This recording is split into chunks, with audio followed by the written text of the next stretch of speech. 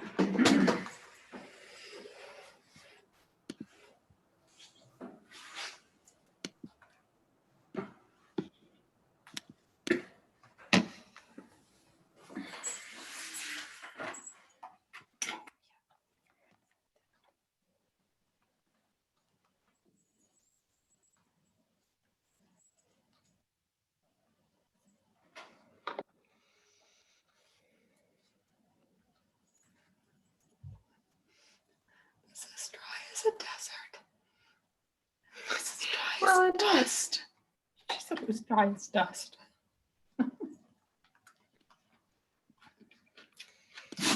Okay, they're there. I know, they're waiting for others. I'm the only other person in here. Uh-oh. Pam, we can hear you. Ah, hello. How are you, Pam? Go ahead and turn off that microphone. I got it. Okay. Yeah, and I got to take out my headset too. And Let me see. We'll be going in just a little bit here, another minute. Okay.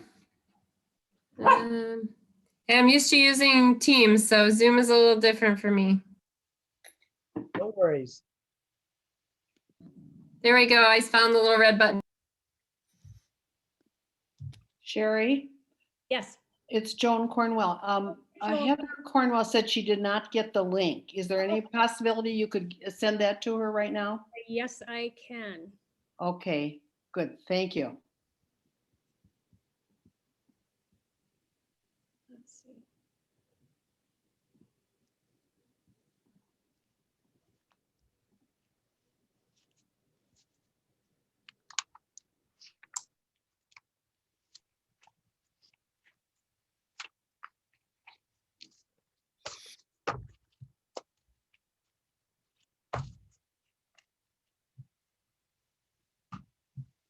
Oh, there we go.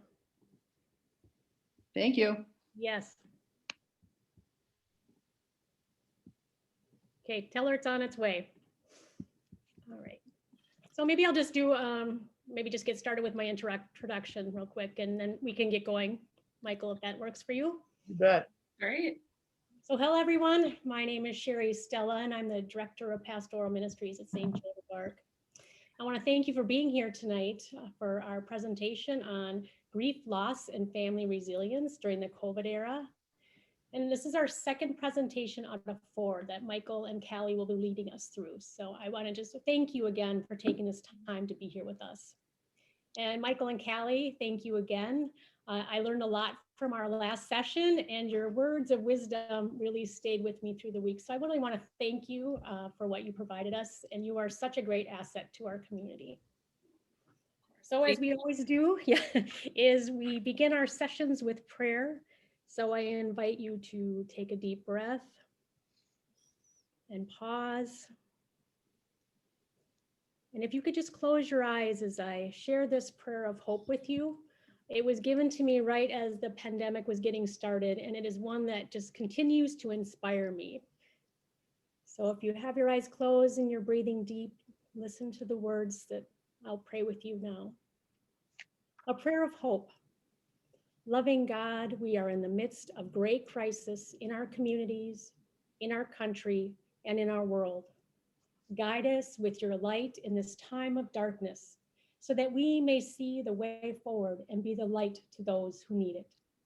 Galvanize our despair so that we may cultivate the hope you offer us and share it with those who suffer and who are grieving and who are lost. Lift us up when we can't feel solid ground and renewal does not feel possible.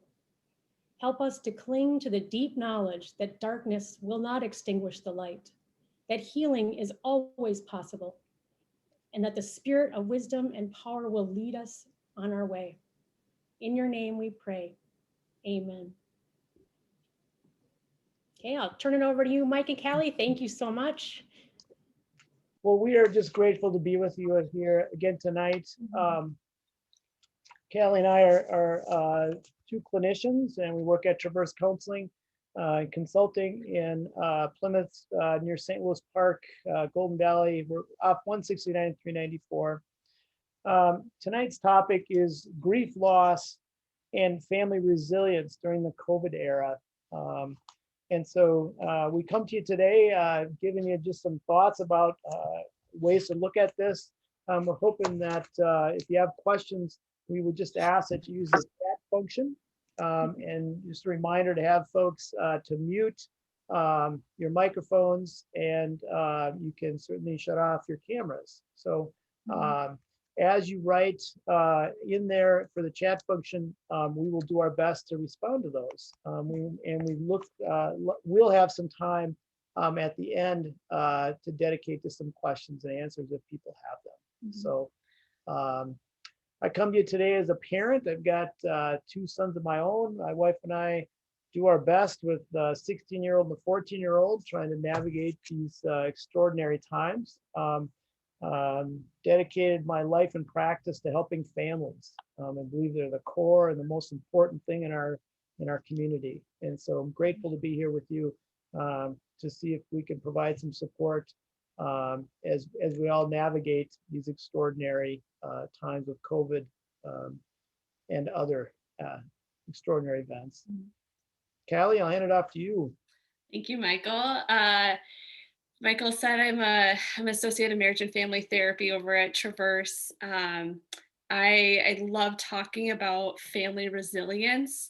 I think a lot of my work with kids and parents and families as a whole is out of being in the journeys of resiliency and working through hardships and challenges and the ups and downs that life just naturally gives us. And this year especially has really thrusted families into a lot of different challenges that we weren't really prepared for in some ways. And we've had to really kind of fly by the seat of our pants in a lot of ways of how to manage some of these challenges this year. So it's an honor to be with you guys tonight to just really dive in a little bit deeper about family resilience in the time of COVID. I think one more thing about the chat function too that I wanted to point out, that if you would like to stay anonymous in some of those questions, to make sure that you do that chat function directly to myself or to Michael too. And as Michael and I are reading those out, we'll be sure to keep some confidentiality for you guys as well. So some outcomes for this evening. We really want to created this presentation for you guys, had these outcomes that you can walk away with, just understanding how COVID has really created this ambiguous and direct grief and loss for families, and be able to differentiate how grief and depression can be different and similar. Identifying ways to assess your own family's resilience, and then also walking away with concrete strategies of how to enhance your family's resilience as well. To get us started, it's helpful this is perhaps obvious to us all, but it's important to just acknowledge that these are some of the things that we're experiencing. Really, the loss of predictability. We're often working on a day-to-day, week-to-week basis as a community. If you think back on 2020, we had the pandemic hit. We've had unrest in the cities. We've had an election that's been extraordinary. And we're in a new year, and still things perhaps are up in the air. So loss of predictability is a big piece. Loss of sense of time and sequence. We've had to retool or try to retool how time operates. Immobility, needing to stay hunkered down in quarantine or limited out in the world. The loss of safety, the thought that this virus can affect us and have a harmful effect really threatens us as a group, as human beings. Loss of social connection and physical connection is significant. That I think is one of the things that we're seeing have perhaps a deeper effect on us. We're still having lots to learn. I put this in there, no experts yet. Well, we have some experts, but I got to tell you, they're just trying to stay one step ahead with new information as it comes out. And we don't have, in my opinion, great definitiveness. We have some, which helps. It's getting better. People have had to give up their dreams, thoughts that they wanted to accomplish, but have really, frankly, have had to give it up because of this reality that we're in the middle of right now. So we just wanted to walk into just challenges and loss that different family members are experiencing. Some of this we reviewed last week too, if you were with us, but our challenges and losses for kids this past year has been, changes in their learning style. A lot of our kids have gone to virtual or moved into this hybrid model, and our kids have had to learn how to self-teach. They've lost, having that in-person contact with teachers and support staff. Their contact with teachers are less, they're infrequent, there's inconsistency, there's distractions and distress of being on a device all day, having your camera on and off when you're in the middle of class. There's social isolation, there's less interaction in the real. Our kids are needing to distance from others, and our kids thrive out of having physical contact and social contact with other people. Having that isolation is really tough for our kids. For me, for my sons, they're part of the Nordic ski team, and it's been so hard for the delay because they've wanted to go and see their friends. It's been just painful for them. Finally, they're able to do that, but still it's at a social distancing kind of format. Definite challenges. Yeah, it's hard for things to not be the same as you're used to. Our kids have impact on their activities. Activities have been canceled or shortened or just all around different.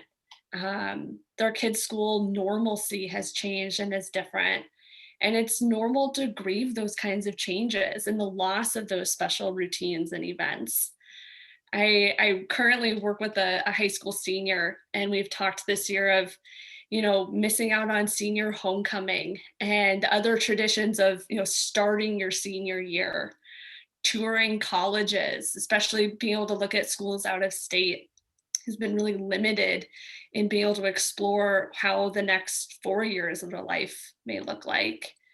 And then, questions of this spring, we still don't have solid answers of what graduation is going to look like. Do we get to have prom or other kinds of social activities? And our kids last spring had some grief and loss about that too. Graduation and prom were either non-existent or virtual. And those things, as adults, we might kind of think, it's just prom. But it was the high school seniors, that's a really big thing for them. And it is such a period of grief and loss to not have those kind of high school dreams be fulfilled. So there's also challenges in the job of the adult child. We talk about that in the sense that, for our adult children, their job is to differentiate. And really that means the ability to separate oneself, their thoughts and their feelings from others. It's the job of our kids when they're, 18 to those early 20s to differentiate from their parents, from their family system, to become their interdependent adult selves. So your adult children may present differently in different levels of differentiation. Each household, if you're in a 2-household family, and it's important for parents to talk about how kids show up either in each relationship or in each household too. And our adult kids, because of COVID, are really limited in being able to test those limits and boundaries of the interdependence and making choices. Our teenagers, when they're a little squirrely and unruly with us, that's them doing their job of differentiate. They're supposed to kind of push up on those boundaries. And being, isolated and quarantined and restricted their ability to be able to do some of that is really different. It's restricted as well. So stuff like managing curfews, having an outside job, being able to balance responsibilities, all that stuff is really different for our adult children right now. So we may see a delay in launching for our adult kids.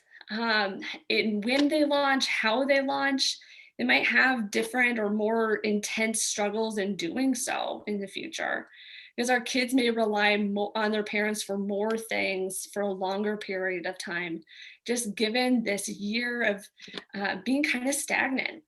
And so the worry would be that our kids will enter into adulthood at a later stage in life, and then that might delay other things as a result. So starting careers later, secondary education, marriage, home buying, all of which is okay to start later in life, but it's important for us to be able to have that mindset and knowledge that that might be something that our kids may have a struggle with this, given this last year.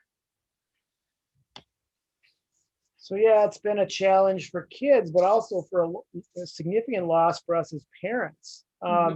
Boy, I count myself blessed that I still am able to come into my office, but most of the neighbors we have and friends we have are all working from home.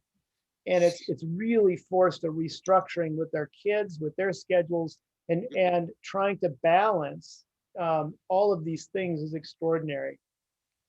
So at home, the roles are extended and have been since the COVID hit.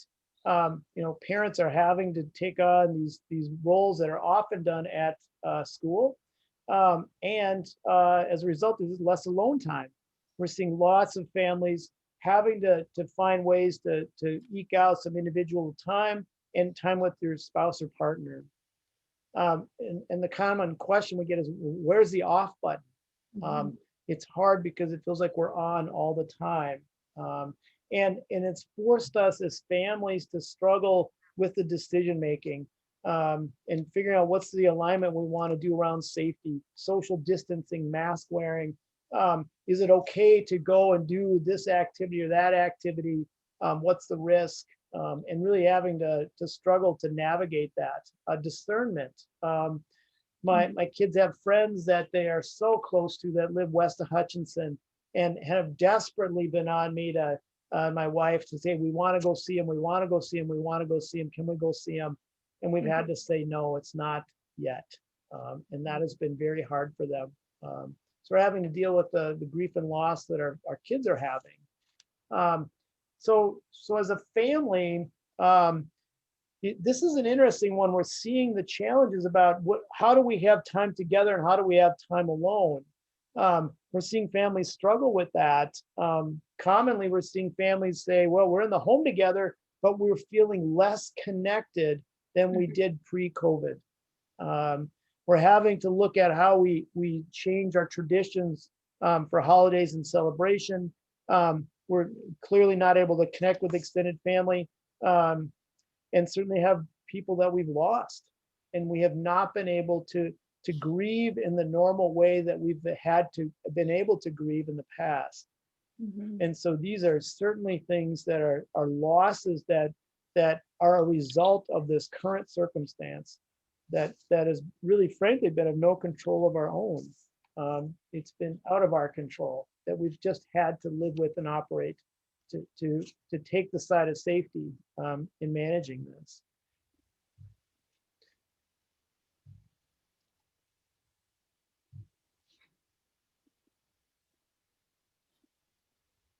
Well, I want to take a little bit of time to just give you a chance to share what are the challenges you're seeing families or your family experienced this past year.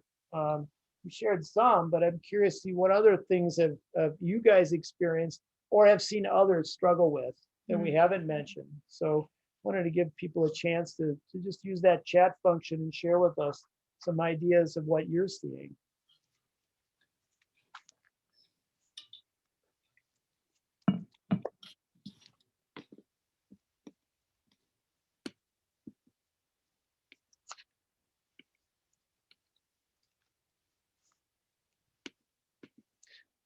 For my family, we had planned on doing some vacation trips to go visit extended family. Mhm. And I can't tell you how painful that was to not be able to go to be with family, extended family. I have siblings that live on East Coast and West Coast. My mom lives in Seattle. To not be able to physically be with them has been hard. Mhm. It's a loss. And I don't know about you guys. I'm tired of Zoom meetings. There's a fatigue that comes with this. Mhm. Mhm. Do it because we need to. So definitely challenges. Mhm. Yeah, there's some other things. Not having funerals. That has been hard. As we've had people we've known that we've lost, to not be able to do that. They've tried. We did some of the drive-by funerals, but that's been just not quite the same. Mhm. Get another trip canceled. Pulled from sports activities. Yeah, I think even feeling like, can I plan for things in the future too? I think what I hear a lot too is feeling like I can't plan for this next year, this next 6 months. I canceled things this last year. I want to be able to go do those vacations this year, and feeling like I can't plan for the immediate future. That can be challenging too. I think for our kids, especially, having something to look forward to. It can be so meaningful and can be really helpful when there are trying times. For many families, it's hard to be able to plan for things in the future too right now.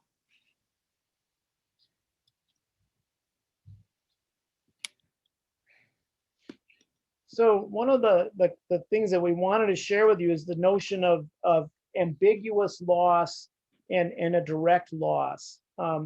When we think about an ambiguous loss, these are the sort of losses that sort of creep in, that don't always have a clear, concrete meaning or understanding to them. So the thought of loss of a normal school year, it's like there's this creeping in of our kids that this is just a new way of operating. And there's the loss of having the things that we used to be able to do a year ago. The regular in-person contact with friends and family, the spontaneity that you could have with each other to connect, the not having extracurriculars or other activities that you might do. And these are those ambiguous losses that you just sort of had to let go of, and are there, and you just have to kind of take them, but they have an effect on us. I think our collective community, our world, has had immense ambiguous loss that sometimes is hard to pinpoint on. The direct loss is almost easier to address or look at, because it's really about, if we look at the numbers, right? The number of people that have died or have needed hospitalization. These are some of the things that have been more concrete losses for us. So there can be losses that we can name directly, and there can be ambiguous ones. It's like, I've had to shift out of my lifestyle and had to let go of things to operate the way we are right now. So it's very, very challenging.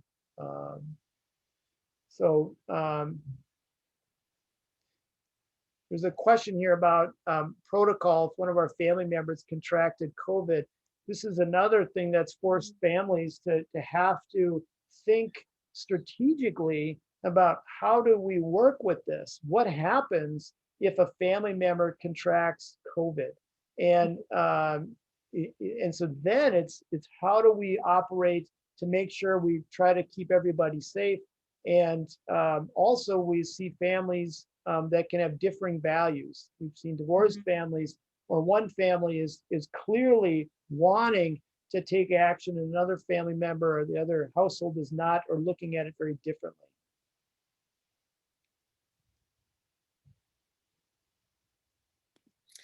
So we talk about grief and depression, and there can be some similarities and some differences between the two. And so I think it's important to talk about that, because especially as parents, you're looking to how can I support my kids? How can I support myself, my spouse, and what we're experiencing? So what we generally know about grief is grief typically has an identifiable loss. And the emotions that we experience from the loss is what produces the grief. With grief, emotions can come in like waves, and we gradually see it decreasing over time. There can still be some difficulties in stuff like sleep and appetite, concentration. And depression, there may not be an identifiable loss. There might be a lot of ambiguity within where the depression is stemming from. Symptoms are typically more persistent and pervasive. And similarly to grief, we can see those differences in sleep and appetite, concentration. So I think grief and depression can look really similar, and even they can be experienced at the same time. We can be grieving and also really be managing our depression simultaneously. And I think it's really important for parents to really be able to tune in and understand what's happening for our kids. It's important to really recognize, is my child grieving some of these losses and having challenges with that? Or is my child really experiencing depression? And then how can I get the best support for them knowing that?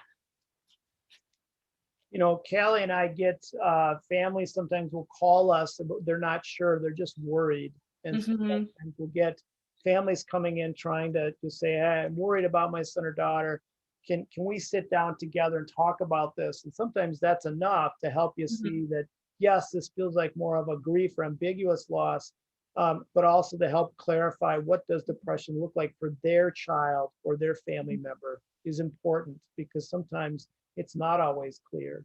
And I would add to that too, that, you know, therapeutic support or any kind of support with either grief or depression can still be really helpful and needed, depending on what that person or family system is really needing too. Just more frustrations and grief of COVID. This is not ideal. I don't know about you guys, but I definitely did not sign up for the pandemic. And we still have to manage what's in front of us. You know, as parents, it's sorry, I have a little cough here.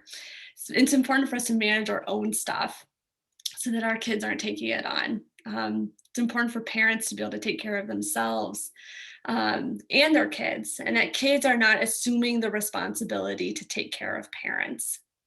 So it's really hard, and we can have a lot of emotions in the grief, and we got to be able to be able to support ourselves so that we can support our kids.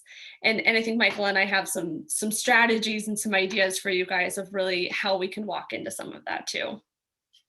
Someone commented that it's not only COVID, it's government, it's politics that has made it difficult. And yes, it can be stressful because we can have family members who are in opposite camps and having a difficult time just being able to have a conversation. So yes, this is affecting families deeply. I will just put a quick plug into the group, a nonprofit called Braver Angels. So I just want to do a quick sidebar. It does help families know how to talk when we're in the blue camp or the red camp.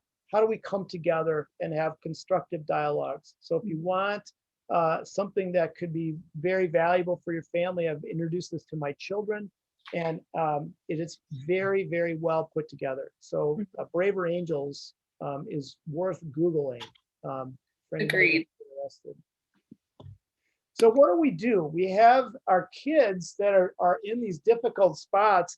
We want to talk first about attunement. And when we are grieving and have loss, our job is to try to make sense of how our kids are doing. It's often helpful to let kids know that we get how hard this is by sometimes just saying, this sucks. I do not like this virus. And when I've done that with my kids, they said, you know, Dad, you're right. This sucks. I hate this. So now we're on the same team. He's telling me about how it's going, and I can then ask him, tell me about what's been the hardest for you. And that's where he shared. It's like, I can't be with my friends. That's what is most important to him. He kind of cares less about the skiing. It's the social piece. Mhm. So for me, it's important to really listen to him. And the hard part is I can't fix this for him. I can help him with some ideas of, how you want to handle this or how you can stay connected, but I really can't give him the social interaction that he's wanting. We have to learn to live with this. And so the things that we do when we're nurturing is watching our language, be clear about what we're asking of them. What do you think you need? What do you think would be helpful?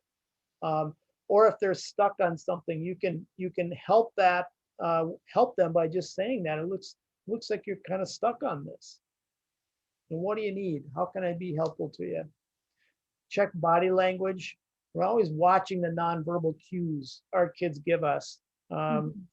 It's important to be purposeful about finding that time to connect with our kids, especially during these times that we're in. So sometimes families have found a structured way to do that. I'm helping my son with chemistry right now. So that's a great way for me to connect with him as he's struggling with that. And I've had to do my own studies to try to get caught up with that because I haven't seen it in 25 years. So I can be humble with him as well with that. If we stick together, we'll get through this. COVID has required us to have greater attunement. We need to stay tuned into how our kids are doing because this is very hard for them. And they're doing the best they can. The premise for all kids is they're doing the best they can. It's a nice way to look at where they're at. It's also critical that we assess our families. As parents, it's our belief that we're the leaders of our family system. And it's important that we take time to pause in the midst of this turmoil, this grieving, this loss. Is how am I aligned with my spouse or co-parent? What's working? How are we getting stuck? I talked a little bit ago, I was working with a family last night. One of the things they shared is that yeah, we're all in the same house, but we are siloed. We are not connecting. And some of that is COVID fatigue. And it's just, we're just trying to get through this. And one of the things to take note of is tensions and fighting. Sometimes that is a way for people to be connected to each other through conflict. The family I was working with, the dishes became the issue, right? Whose turn is it to do the dishes? Are you putting your dishes away? It became a point of conflict. It wasn't about the dishes. It was about needing something different and how they're connecting with each other. It's kind of asking yourself, how connected do you feel towards your family members? Or does it feel like Groundhog's Day every over and over again? This is something that we want to keep an eye on. And really, what does your family need to get through? And we're going to talk more about some of those things. What do they need today? What do they need this weekend? What do they need next month? Important things that we should be looking at as parents and as leaders. So we talk about that families are resilient. Like Michael and I operate from a stance that families and people in general are very resilient. It's the human spirit to overcome things. And so resiliency, when we talk about it, it is the capacity to recover from difficulties, from toughness, to spring back into shape. People are resilient. And COVID-19 has been really hard. And I think we know that there will be another side to the pandemic. We'll be able to see this resiliency and this strength. I think for a lot of us, we wish this pandemic would go by a little faster so that we could see the other side of it. It's hard when it's been nearly a year now that we've been really working through this kind of hardship. But I think our families, our kids are resilient each and every day. And each day that we move forward, we're using our resiliency each and every day. You know, I appreciate Callie bringing that up. I really want to echo that. It's important to remember that every human being has that spirit to overcome. You know, a baby crying, that's the spirit showing up and saying something's not working. And it's really helping us to realize that a powerful force. In particular, if families are working together and aligning that spirit to overcome in a shared direction, it's amazing what we're able to accomplish. So we're curious, what have you guys found to be helpful in supporting your kids this year?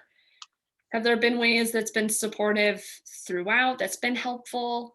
Or are there things that were helpful in the beginning that you saw to be really helpful, but now it's shifted?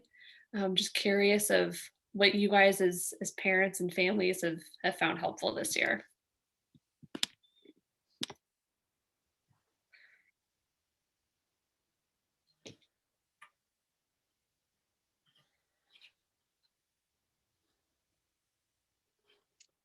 I can share one. I remember, before the transition of the president, I know there was this heightened anxiety, and I remember my kids, asking, "Are we going to be okay?"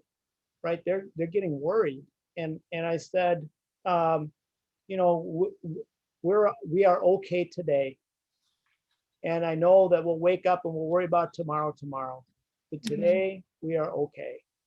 So in that sense, that was a helpful way to just give my son something to say, hey, we're in this together. We will figure this out.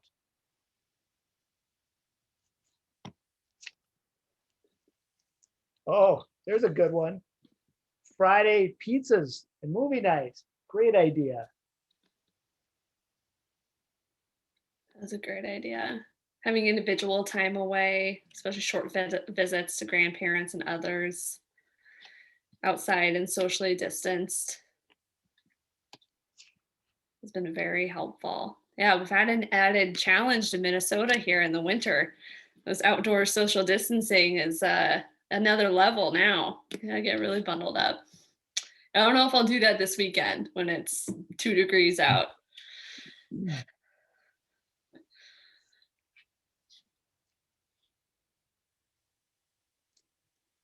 So we have some additional ideas. So if you have more ideas, keep putting them out there and we'll keep bringing them up.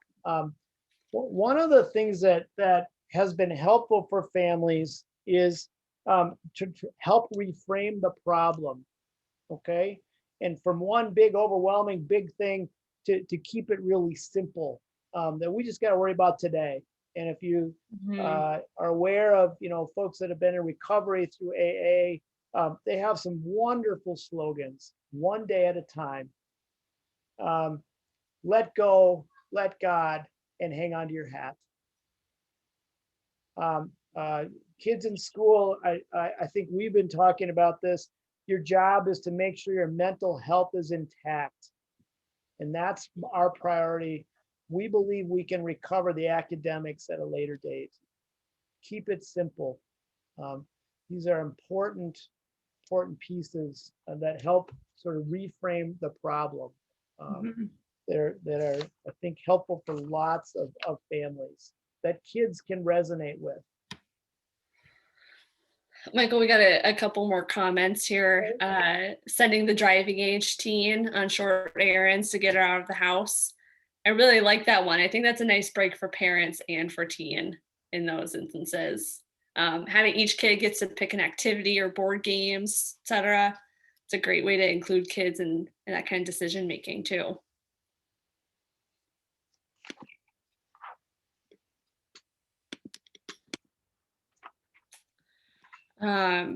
So the power of vision in the future. It's helpful to remind our kids that there is a future beyond COVID. Our kids are still learning what it's like to be human. It's important to know that COVID restrictions will not be forever. And they're learning that there is a rainbow that will come after the storm. A lot of times our kids may not have a point of reference to know that hard times do have an ending. And so it could be helpful as parents and as families to find historical references, whether that's, cultural history or family history of when there have been hardships and challenges, and how the family or how you've seen other people be able to overcome it, to help our kids have that reference point that can be helpful to just teach our kids that there can be an ending. There is a vision and a future that is not, that is beyond the pandemic. Those historical references can be helpful if you think about for your family, your own family's history or ancestry that have had hardship and that they overcame things. There can be historical references that may be more recent, World War II. Surrender is not an option. We need to keep moving forward. There's lots of historical references that are important for families that they can tap and use as a resource. Another piece is there's a relationship of gratitude and resiliency. So it's often thought that if you're happy, then you'll be grateful. But we found that it's actually the opposite. It's if you're grateful and you have this gratitude, that then you find happiness. And research shows that gratitude overall, when we practice it regularly, can improve our overall well-being. So they're finding that when we're finding gratitude in spite of all the challenges and hardships, that it can correlate with an increase of resiliency. And part of that is because gratitude really promotes relationships and connection and community building. And those pieces are a big key factor in resiliency. So being able to find that gratitude, even when we're in a pandemic, can really be helpful to help lead our kids, lead our family into this forward moving motion too. So sometimes gratitude, it takes some kind of narrowing it down. I remember talking to my kids and just saying, okay, let's slow down. There's a lot of stuff going on nationwide, worldwide. So let's slow down. Do we have a roof over our head? I'm grateful for that. Do we have food that we can eat? Yes. Do our neighbors care about us and we care about them? Yes. Mm-hmm. So framing it in those ways helps, I think, point out that there's so much to be grateful for. Mm-hmm. It's getting into that micro day-to-day level. It's more digestible, I think, for us and for our kids too, to really be able to see it right in front of us. Another way to overcome loss is to consider service and acts of kindness. That there's something about stepping out to help somebody else, or to do something that can be kind of random or fun, can make a big difference. Our family helped with food distribution at our church last summer. We're all masked up, and I had my sons and I were picking up all the boxes and crushing them, and we're able to see some socially distanced way of building connection in that way. People can make surprise care packages for relatives that they haven't seen. Those can be important things to consider. So that can also be a useful tool. Letters, writing a traditional letter can be a powerful way to connect with others. And so, letters are great. Snail mail, purposeful phone calls, or other forms of connection are also key. Mm-hmm. These are kind of fun ways for us to get out of the rut that we can be in. So this can be a way of activating our resilience as we come together to serve others. I'm even thinking we have Valentine's Day coming up in a couple weeks. What a nice opportunity to show neighbors and families and friends, some kind of act of kindness during this time, during this cold winter and being restricted. You got a couple weeks to game plan that one. Gosh, remember in elementary school when you'd make your little Valentine's box and everybody Yeah. had to go share them to the other kids? Do a neighborhood Valentine box. That'd be great. Humor and laughter. This is a powerful force of resilience. Remember, the shortest distance between two people is laughter. When we can laugh together, we can have fun and we build this great connection. One of the things that we've lost with this COVID and the use of technology is the ability to have novel and spontaneous activities. This is a common thing we're seeing with families. And really it requires families to take action, to take in and invite each other to try and do something new. And if your children are a little older, you can invite everybody to think of something novel or spontaneous. We won't get everybody to show up, but we can get some show up. Ms. telling Callie that I'm going to take my kids outside. I don't know if they'll come, but I'm going to go make snow cones with some of that, where you go get a cup of snow and put some of the lemonade crystals on it. That's going to be our snow cones. So I got to do that. I got to do something here to make it through the weekend here when it's cold.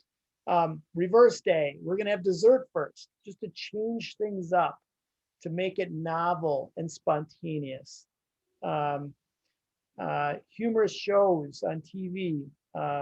Challenge your family to find the most humorous show or comedian. You better put some ground rules on that because there can be some pretty inappropriate stuff. So just say it needs to be clean comedy. You can have a theme week or weekend. We got the Super Bowl coming up. People aren't able to have the big Super Bowl gatherings. Can you make it fun for your family to watch the Super Bowl? Special dish, special activities. Can you make mini competitions? You know, who can throw the Nerf ball into the garbage can across the room? You know, do something like that to change it up so that you're laughing together. And I'm just curious if anybody have any other ideas.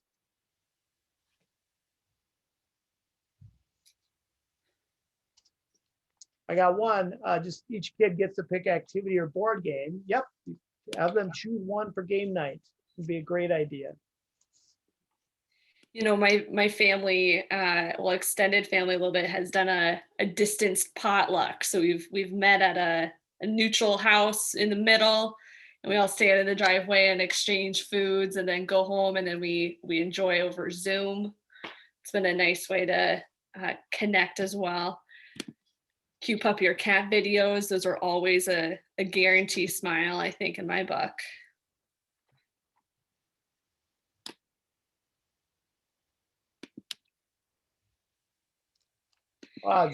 Zoom bingo with extended family. Awesome.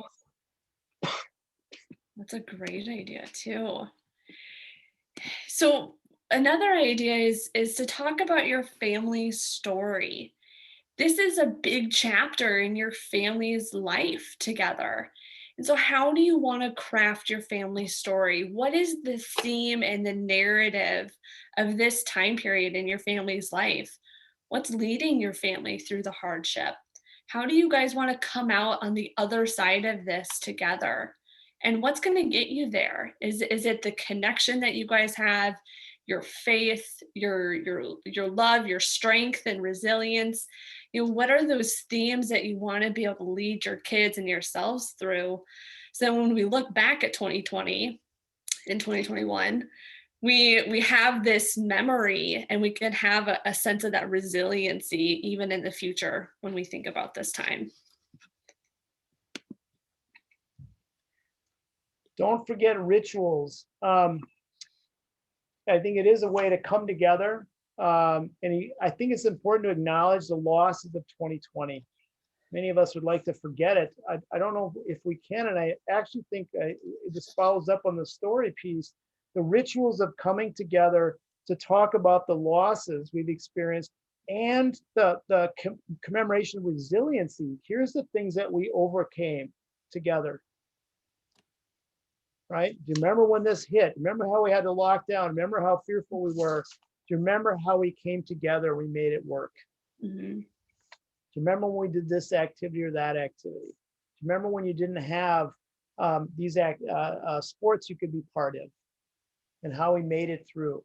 Mhm. What we're doing by the rituals of coming together, we're acknowledging these incredible experiences, and it's a point of contact we get to have with each other. Mhm. Yeah, I'd even one of the jokes that one of my clients had brought up was remembering how fearful we were about the toilet paper last year and thinking like, oh my gosh, I can't believe I was so afraid of not having toilet paper. I was so concerned. And so we've talked about, just commemorating 2020 and in a little bit of a lighthearted way as well. That was a funny little story there too. Living in the discomfort is so important. Growth is really uncomfortable. And we know that nothing changes if nothing changes. We have to do things differently if we want to see growth. And growth is pretty uncomfortable sometimes. And it's important that we live in the discomfort with our kids because our kids are going to experience fear and anxiety and doubt. We just know that that's going to be an experience that they have. And so we have the opportunity to lead our kids, lead our families by nurturing and challenging our kids through the discomfort, to join in them when, the pandemic does suck. And yeah, how is this impacting you? We get to ask questions with our kids and acknowledge that this is hard for us too, and show them how we're managing the discomfort, how we're managing the anxiousness, the fear. And our kids get to learn from that and build that relationship together too. So going off of that, we have the opportunity to role model and be the leaders, to lead by example. Because we have this awesome opportunity to teach our kids how to be human beings, which is a really large task to do too. We get to show our kids how to grieve, how to experience emotions, how to care for emotions. When we are feeling really upset, when we are in the midst of grief, we get to show them how we want to do it, how we're going to take care of ourselves. When we're feeling anxious, this is how I'm going to take care of myself. And our kids will follow. They get it, they see it, and they'll follow along with how we're doing it too. A big question is, how are you using technology? I don't know about you, Michael, but I hear from a lot of parents the concern of excessive technology use and how to structure it. And I think this is a big example too of, for parents, how are you utilizing technology too? When you're clicking off from work at home, are you going into social media? Are you going into other things as well using your tech? So if we're asking our kids to be really structured and restrictive, how are we leading by example in our own use of technology too? Wearing the mask, as an example, if we're asking our kids to wear a mask and stay socially distanced, we need to be doing that too, so that our kids can follow suit and follow our example as well. A big thing that we talk about with parenting is to be proactive versus reactive. And COVID has clearly thrown us all through a loop. Sometimes it's hard to be one step ahead. As much as we can try to kind of game plan and know ahead of time how we want to role model, how we want to lead our kids through these challenges, can be really helpful for our kids to know where to go and how to do some of this stuff too. I think that's some of the hardest stuff is the proactive piece, because things keep changing, frankly, week to week. And so, if you think about leadership, it's the art of being one step ahead. And I got to tell you, folks, with my family, those are the good days when I feel like I'm one step ahead. And some days are just baby steps. Like, I think I know a little bit what I got to do here with whatever's coming. And so it's important to do our best to try to be one step ahead. What we don't want is families that are reacting. If you're reacting to the anxiety of one member of the family or multiple members, remember the anxiety then is leading your family. You're Mhm. reacting to this emotional state and trying to take care of it. Whereas proactive would say, you know what, we're going to be anxious and we're going to find a way to overcome that. So quite an important shift. Mhm. You know, this is an important piece, is how to activate our faith in times of loss and grief. Um, and it can challenge our faith. And I was reading a little bit about Mother Teresa, and I didn't know this about her, but she has had periods of time where she had immense doubt about her faith. And the way that I appreciated it being framed is that they're not opposites; they're actually complementary. That Mhm. part of your faith and your growth is having periods of doubt, and it's important that you continue the journey to keep figuring out what this means for us in our faith. Um, the notion of making leaps of faith are an interesting way to look at this with kids. You know, I don't know what tomorrow's going to bring. So today I'm going to go to bed tonight, and the leap of faith is that I'm going to wake up in the morning and start anew. That's a leap of faith that we can be taking. We've canceled vacation trips. It's a leap of faith. We didn't know if we could have been okay, but we had to cancel by a certain date and time. It's a leap of faith. And sometimes we do well with them, sometimes we don't, but we're learning about how to do that. And it's okay to talk to our kids about this. You know, guys, this is a leap of faith. I don't have all the answers, but I have to make a decision. It's a leap of faith. Mhm. And it's a gift to share with our kids so that they know that this is how we do hard stuff. So we don't have all the answers. I wish, but I don't.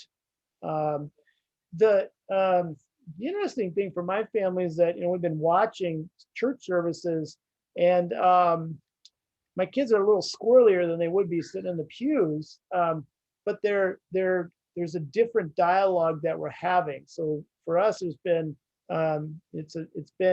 an added value for us as a family. I will say though, I miss being in the real. There's just some sort of energy that happens. So I'm looking forward to that opening up more. I know for myself, but that these are important pieces about how to activate our faith, and to know that we don't have to have this pristine plan. It's more of being real with our kids because they're struggling with the same stuff. They don't know how to activate their faith. And so we get to help them by showing how we're doing it and doing that element of role modeling for them. Mhm.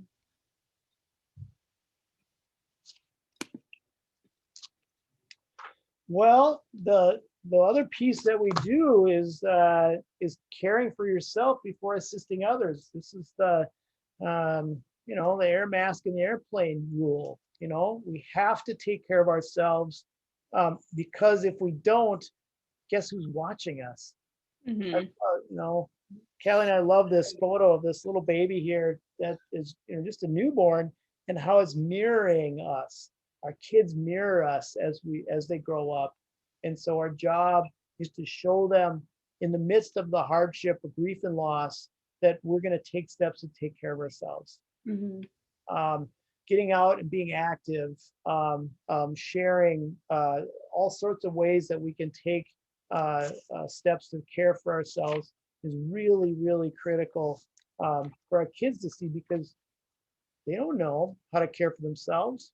And if they see us having struggle and they see us take action to take care of ourselves, it helps them know that's what they need to do also.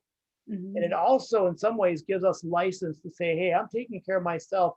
You know what? I don't think you're taking care of yourself. It looks like you're way too much on the tech. So it gives me license to say, hey, I'm working on my tech. You got to figure that out too. So there are lots of ways you can leverage that as you go. You know, a story too that I like to tell with parents is, you know, to picture that you're on a walk with your kids and a big grizzly bear jumps out at you. So you're having your own mindset of, okay, how do I manage this big grizzly bear right in front of me?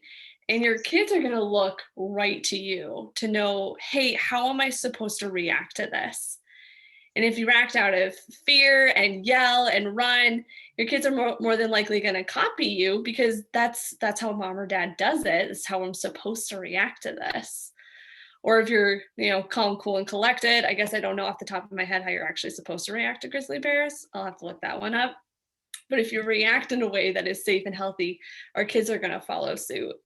And that's, a goofy example of how to talk about that. But our kids learn how to do emotions, how to express themselves, how to take care of themselves by watching us do it too. I think it's just a helpful reminder of that as well. So talking about structure can be really helpful.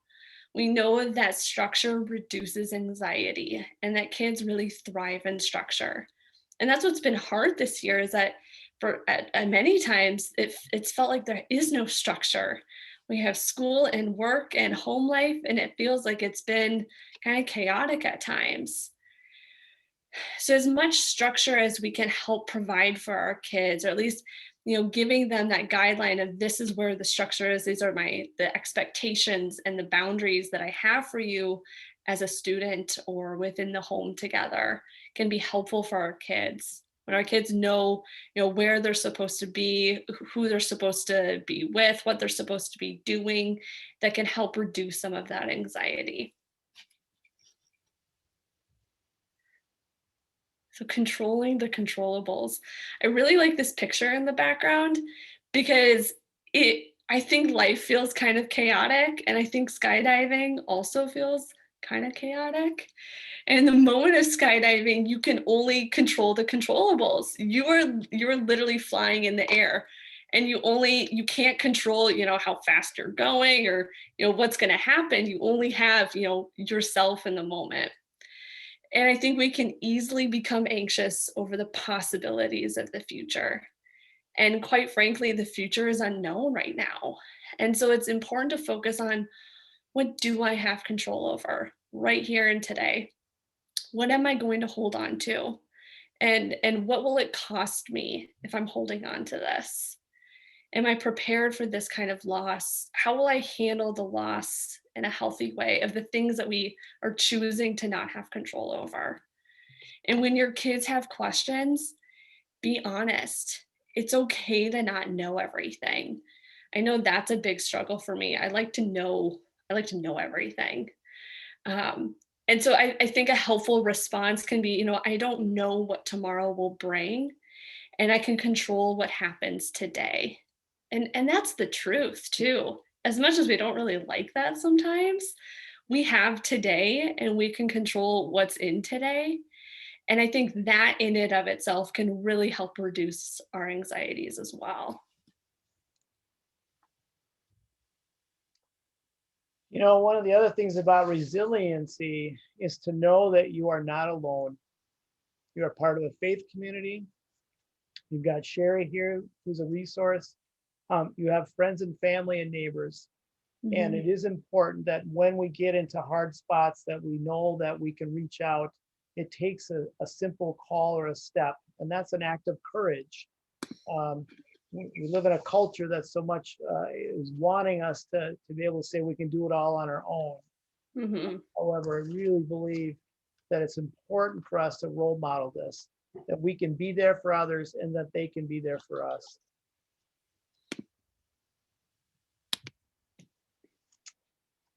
Well, so what do you do if this resilience thing is getting stuck?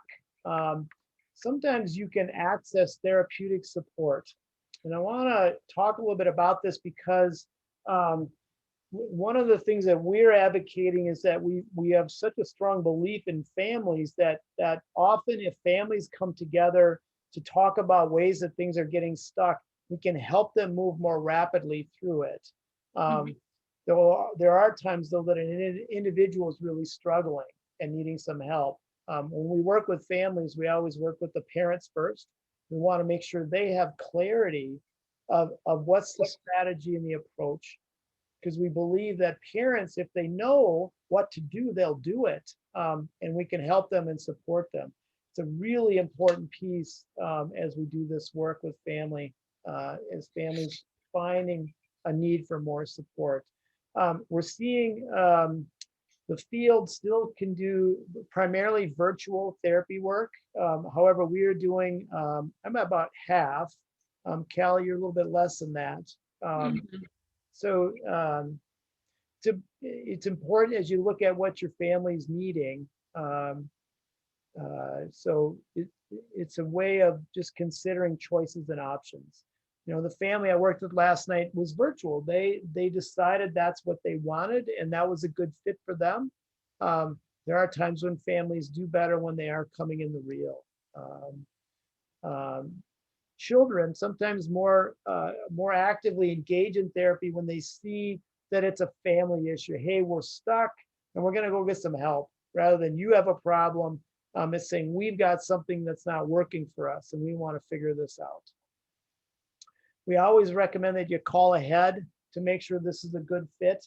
I think that that's important. I always look at it through the lens of my own family. I'm not going to bring my family to something unless I've checked it out. I really encourage you to do that. Don't be shy about your doctor or pediatrician. Can also be a really, really good starting point for kids to say, you know, it looks like you're getting stuck. And I don't know if it's depression or not, but why don't we call their doc and get your pediatrician and just go have an appointment and get you checked out. See if everything's okay physically for you. And then we can go from there. It's an action item. You're moving forward to seek help and support. And then also remember you're part of a faith community. And that's a belief in the power of prayer and the power of community and coming together to just access resources, ideas, for help and support.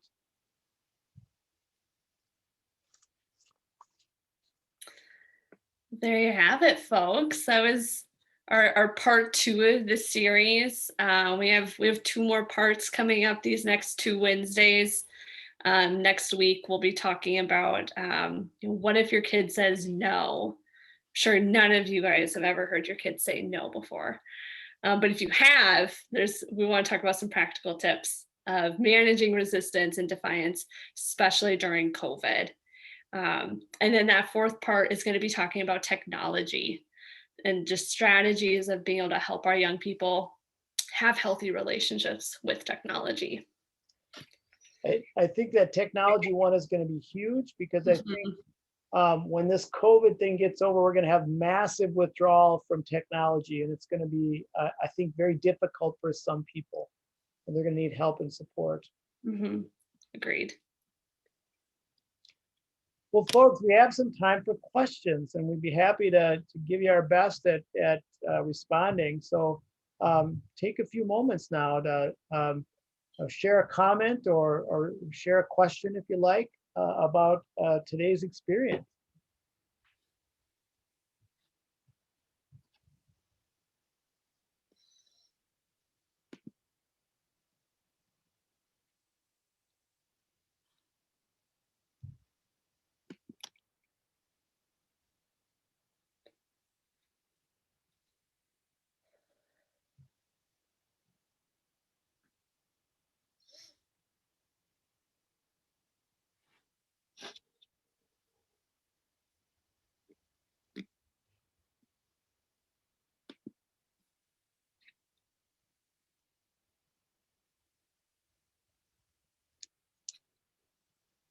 Well, folks, we really appreciate being able to be with you tonight. We hope that you're able to walk away with some ideas or thoughts about how to activate resiliency in your family. We have been recording this, and so we will have this available.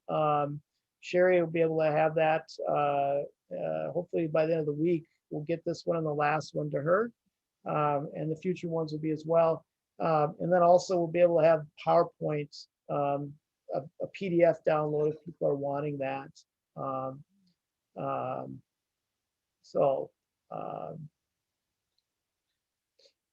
The nice comment. Thanks, Sherry. It's important to tell your kids that no matter what happens, we can face it together. It's about being a group. We can work together to make this happen. Well, Michael and Kelly, thank you again for your insightful and look into the world that we're living in now. And I look forward to your next presentation. And like I said last week, if you have any questions that you think of, please email me directly, sherrystella@stjoanavark.com or stjoan.com.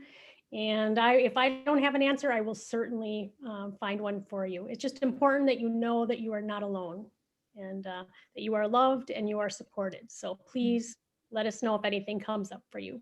Other than that, we'll see you next week. Good to be with you guys. Thank you. Yeah, good night, everybody. Stay safe.